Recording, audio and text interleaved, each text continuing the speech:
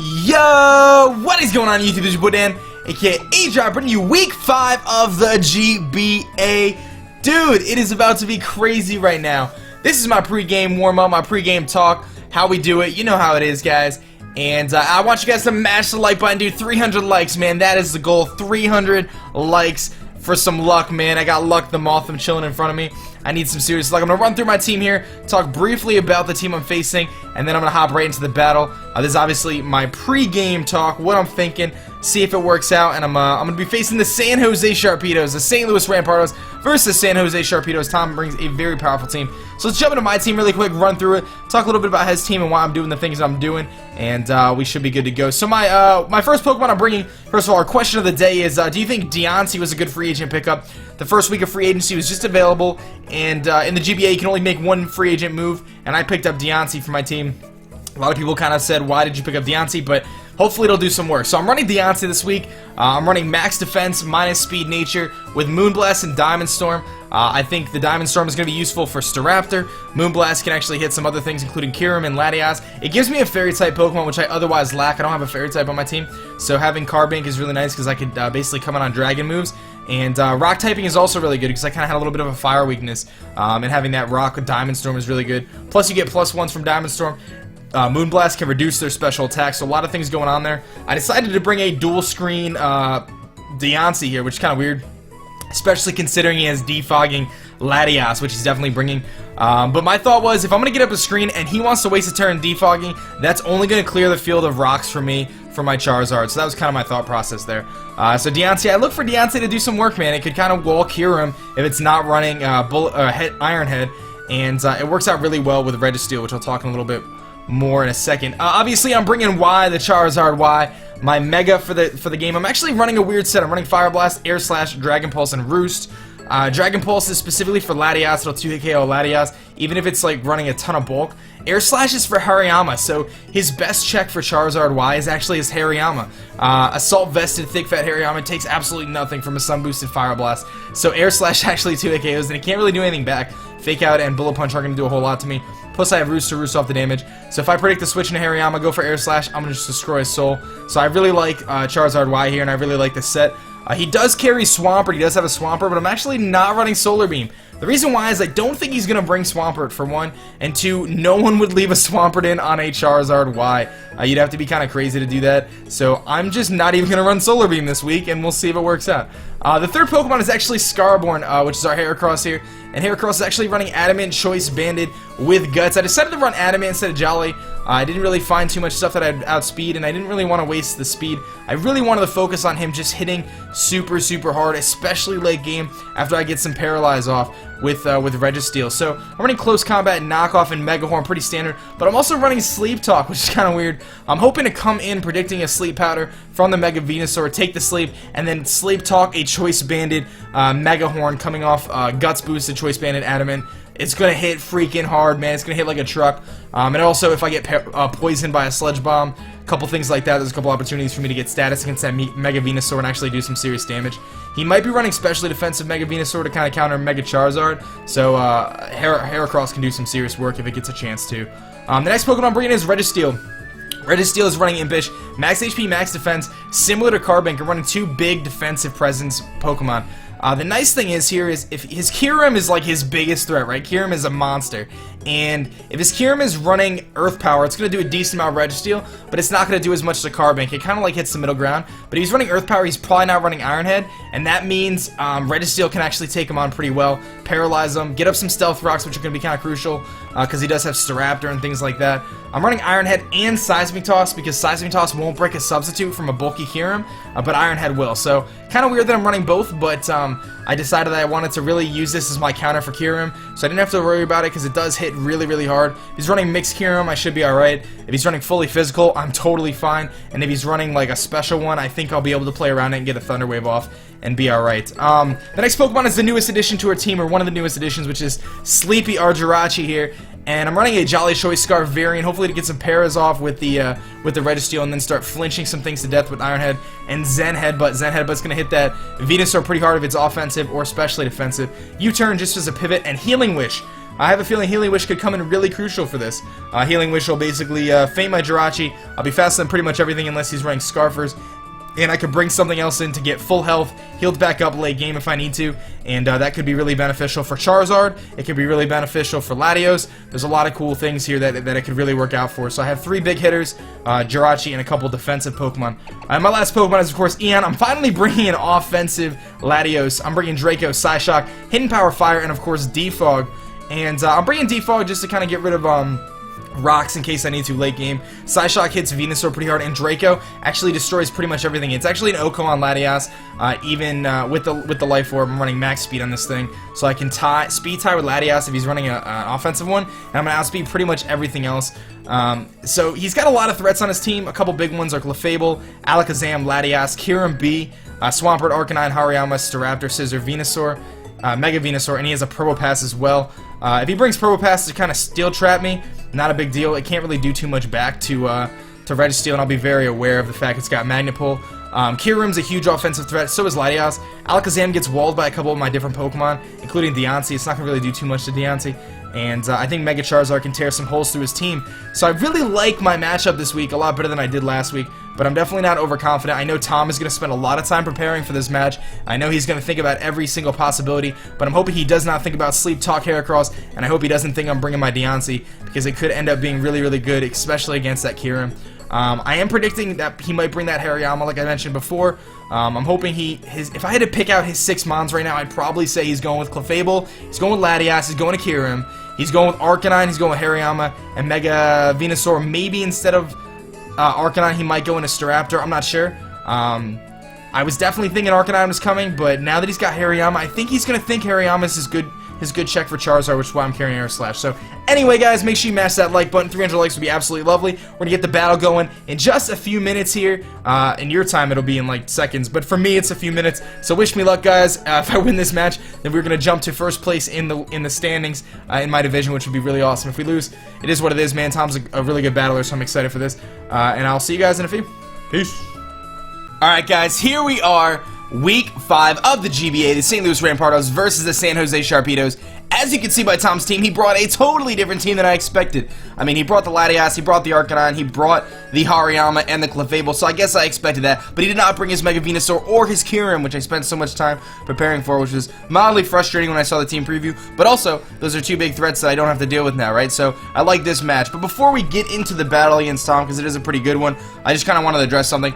I'm recording this on Sunday morning. Usually the battles go up Sunday afternoon. The GBA is no longer. I took a nap yesterday, and the league was disbanded while I was napping.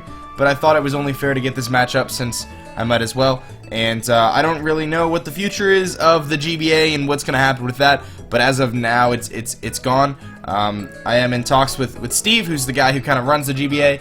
And maybe we'll work something out, and there'll be a new GBA with a new team and all that stuff, new players and whatever else in the future, but I don't know. So for now, let's just enjoy this last battle I have with the St. Louis Rampardos. It was a great short season. I really enjoyed it, and hopefully you guys did as well. So let's get this video to 300 likes just in homage to the GBA and in support of, hopefully you guys want to see more of this battle format in the future. But anyway, let's get things kicked off here. I figured he was probably going to leave with Probopass. I felt like getting my Stealth Rocks up would have been useful just because of that Arcanine. I don't know if he's running Flash Fire or Intimidate, so it made the most sense to me. I'm not too worried about his Probopass Steel Trapping me, because it really can't do too much in most cases back to a Registeel or Jirachi. So I just go for my Stealth Rocks first turn. He is going to follow suit and do exactly the same thing. Gets up his Stealth Rocks, and that is going to be a very big hindrance to my team. Obviously, I have the crutch that is Mega Charizard Y, which is always a bit of a problem because he can't really get in on Stealth Rocks. He can get in twice, but he's not going to take a lot of hits after that. So he's just going to Volt Switch out of here. It does very minimal damage. I realized at that point this is a defensive Probopass as opposed to an offensive one, just because it would have done a little bit more. So that's kind of good to know. That also leads me to believe he's not carrying Earth Power. So in comes this Hariyama, and I'm expecting him to be the Thick Fat set. But you'll see here in a second his Toxic Orb activates, and I was a little bit confused here because I thought he was going to run a Assault Vest Thick Fat set to kind of counter Mega Charizard Y, but I guess he felt that the rest of his team would be able to handle it. So he's going to get close combat here, and that's going to be the end of Registeel. The reason why I stayed in, which might have seemed kind of dumb, is I stayed in just in case he wanted to go for like fake out or anything like that. And truthfully, regardless of whether he clicks close comment or not, there's nothing in my team that wants to take a hit. I didn't want to chance him predicting a knockoff and killing Latios at the beginning of the match. It really didn't make a lot of sense for me to over-predict there. So I lose Registeel, but I mean Registeel, its really only purpose at this point in the match would have been to paralyze other Pokemon, which yes would have been useful, but at the same time, I figured that made the most sense. So anyway, I'm predicting him to switch in a Scissor here to take the Psyshock. He actually switched into Clefable to take the Draco Meteor. I do go for the Psyshock. It does a decent amount of damage, but that does lead me to believe this is obviously a defensive Clefable. It also has leftovers, which means it's not carrying Magic Guard.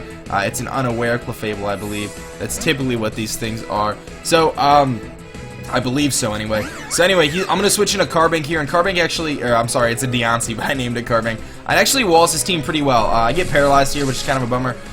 There was nothing in my team that really wanted to take a paralysis anyway, so it's really not a huge deal. It was probably my best play just to go into Deontay, which is like the last of my defensive Pokemon here. And Deontay really handles his team well. I know Deontay can take on pretty much everything on his team, and it's going to be very important for me to keep this thing alive. So in comes Probopass, the Golden Jew, which is a really funny name, mildly offensive, but still funny. So I'm going to go for Reflect here. I realize that I have 8 turns of Reflect. I can get 8 turns of Light Screen, and the Reflect is going to help me out against his Hariyama. It's also going to help me out against his Scissor, and potentially his Arcanine, because I don't know what set he's running. I am expecting an offensive set, but nevertheless. So Deontay's health is crucial. I'm going to switch out and go into Jirachi, and hopefully Jirachi can actually do something. But this is more of a momentum move here for anything. I knew he was probably going to go for either Volt Switch or Power Gem or something like that, and I wanted to be able to get some momentum here. So I go into Jirachi, fully expecting to just switch out here. I wasn't actually planning on staying in, because Jirachi doesn't carry anything that touches Probopass. He does switch, and this is a little bit of a momentum shift from me. I'm able to just U-turn out here and see kind of what set his Arcanine is. He's going to come in and take some Stealth Rocks damages, also get an Intimidate off, which leads me to believe this is a defensive Arcanine set. I would imagine if he was offensive, he'd probably be running Flash Fire, trying to take advantage of a Fire Blast from my Mega Charizard Y, and then hopefully hit me with something super hard. But I realize he's defensive now, and that's going to make Stealth Rocks even more crucial. So while Stealth Rocks really hurt my team a lot, they also hurt his a decent amount, mostly because of his Arcanine. But I'm going to bring in Deontay again, which completely walls any form of Arcanine in most cases. It's going to be able to take pretty much anything, and I do have the ability to hit it back with a Diamond Storm pretty well. Even if he is defensive, it's going to do a decent chunk of damage. I know he's probably carrying Morning Sun, but it's something. So I don't over-predict here. I kind of just stay in here, and we go for a little bit of a Moonblast here, actually, potentially predicting him to switch into something else. I figured even the Moonblast, even though it's resisted by Arcanine, it would still do a little bit of damage. So it doesn't actually do a whole lot to this Probopass, but I still have my Reflect up. I have the potential to get up a Light Screen in the future. But again, my Deontay's health is really important here, so we're going to switch back out into Jirachi again. Second time I've done the same play here against this Probopass. And hopefully it's going to work out. He's going to Volt Switch this time again to gain momentum, but again, I can always just U-turn out on whatever he brings in here, so it's not a huge deal. And then I'll get some momentum back potentially. He's going to bring back out his Arcanine, and I realize there's not a whole lot I can do to this, but it's going to keep taking Stealth Rocks damage. So now his Arcanine is at 50%, which is nice, and I can actually switch out here with the U-turn, or I can Hard Switch, whatever I feel like doing. I know I'm going to outspeed, so it's really not a big deal. So that's exactly what I'm going to do here. I'm just going to click the U-turn again. He still doesn't know I'm Scarf, but he might assume it at this point, so it's not really a big deal. But again, I don't really have much that can take hits from Arcanine, so I'm kind of left to just keep bringing in my Deontay. But again, Deontay keeps taking damage from Stealth Rocks, I keep taking damage from all these little scrap hits here, and also, I don't have any recovery, I don't have any leftovers or anything like that, so I think had I brought leftovers on Deontay, it would have actually been better than the Light Clay, because his team wasn't very offensive. I mean, he did have some offensive threats, but you'll see this exchange here in the middle of the match basically meant we just kept switching back and forth, and it really just was a matter of trying to gain momentum. One thing I didn't do here that I realized that I did wrong was I had a lot of opportunities to just go for the gold, right? Just switch out, go into one of my hard hitters, which is specifically Heracross or Charizard, maybe even Latios, I mean, and just start hitting something really hard. But I didn't do that. I kept pivoting between my Jirachi and my Deontay here, hoping for him to make a mistake or hopefully able to get something going. But realistically, I had to Reflect up. I would have taken a lot of Stealth Rocks damage, but I probably could have brought in Charizard here at some point, taken a hit from something, and hit something back really hard, which would have been a good play. So here I get paralyzed by Deontay, and it's kind of a really big bummer part of the match, right? Does it make a huge difference at the end? I don't really know, but I do get paralyzed a few times in a row here. He's going to get a knockoff off, so this is a fully supporting Clefable. But I get paralyzed. I do get a Reflect up here, but again, it's not like Clay boosted anymore. And you're going to see here, I'm going to get paralyzed a few more times in the rest of this exchange. And it's kind of a bummer because Deontay was, like I said, the key to my defensive presence here. He had nothing to handle Deontay on his team, which was kind of what I was expecting. But after a Moonblast and another para, I'm kind of in a really rough situation. Clefable just continues to gain leftovers here. And I'm kind of bummed out because not a whole lot I can do. I just keep taking damage, and Deontay keeps on dying here. So I think that was a pretty close roll. I would have potentially lived there with a little bit of HP and gotten up a late screen, but it would have only been for 5 turns, so not a huge deal.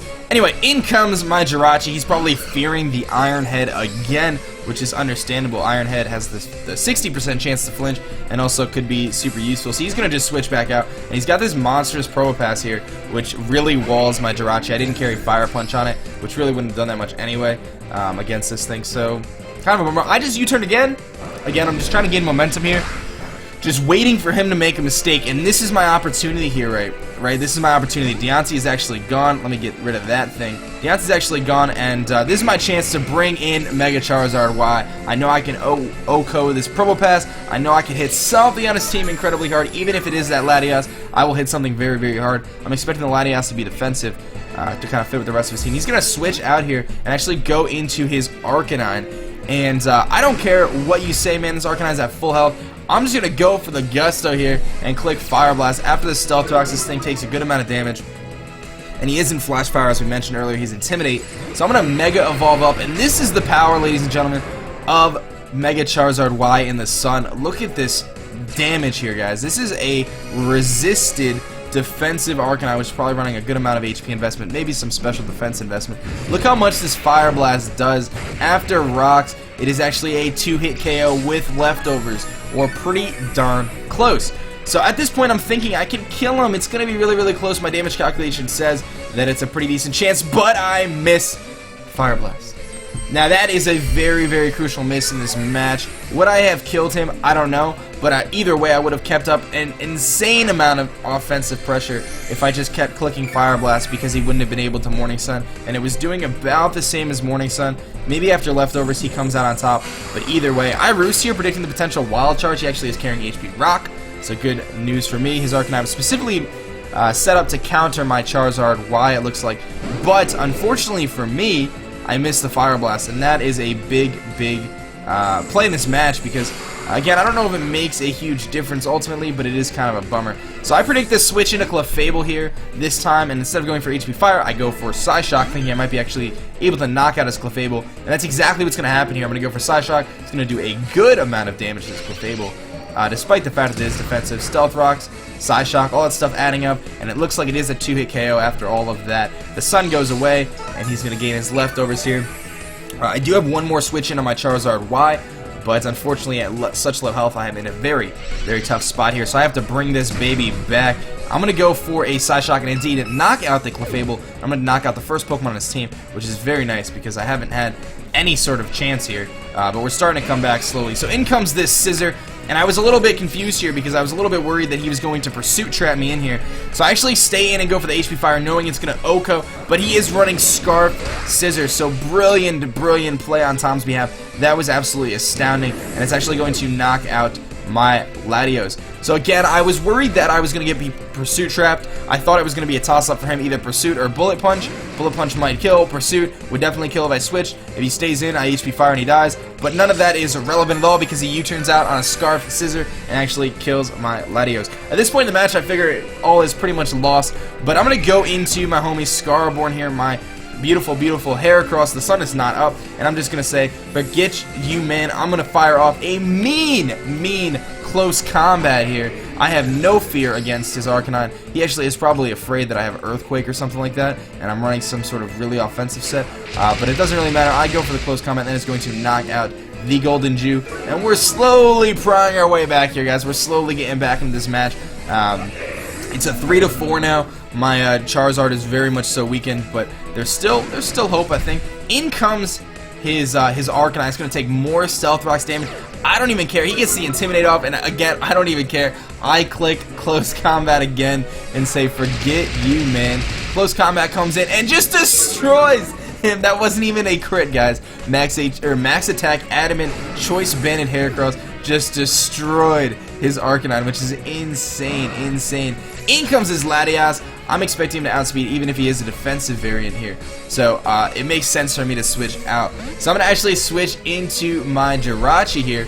And I'm thinking maybe I can get a Healing Wish off, heal my Charizard back up to full, and then it'll take rocks damage. But then it'll at least be in a better situation. He's going to predict the switch, or maybe he just thinks this is going to be his best play. He actually goes for HP Fire. I live, but I'm like, it doesn't matter, I'm Scarfed. But he's Scarfed as well. Brilliant play on Tom's behalf again. Running not only Scarf Scissor, but Scarf Latias to outspeed Jirachi. I would not have been able to prepare for that, guys. Really, I don't think there was any chance I was preparing for a Scarf Latias and a Scarfed Scissor. And he also has the maximum priority with Hariyama. Really well team designed. He really kind of counter-teamed me in the best possible way. But I'm going to go and just do what I do best here. I know I can take an HP Fire. It's not going to be doing that much. It's not in the sun. And I'm just going to click Knock Off here. Really was my best play. And what actually works out here is I knock off this Choice Scarf, and that means I can kill the Scissor here on the next turn. And Heracross picks up 3 Beast Mode kills. And unfortunately, I'm just left. It's in a 2-2 situation here. In comes this Latias again. And I realize at this point in the match, a Choice Scarf Latias Psyshock is going to clean things up here. That is exactly what's going to happen. He's going to click Psyshock, and is going to knock out Scarborn. Really no point in commentating the rest of the match. You guys can watch that and just realize that this Latias puts in the work at the end. But a great match to the San Jose Sharpedos. St. Louis Rampardos fall, lose this match. Doesn't matter, the GBA is over. So, kind of a bummer. But either way, it was a good time when I played. Guys, make sure you mash that thumbs up button for me. I really do appreciate it. And if you guys do want to see some more GBA type format stuff from me in the future, potentially me joining a different league, potentially me starting a league of my own, who knows what it's going to be, you guys can let me know there. Obviously, Tom's link in the description. Make sure you hit that like button for me, subscribe, and I will catch you guys later with some more showdown stuff, some different Wi-Fi battles, all sorts of cool stuff. I will not stop bringing Wi-Fi battles, but the GBA for now is done. Kind of a bummer, but hopefully you guys enjoyed the few episodes we did have, and I will catch you guys later. Peace!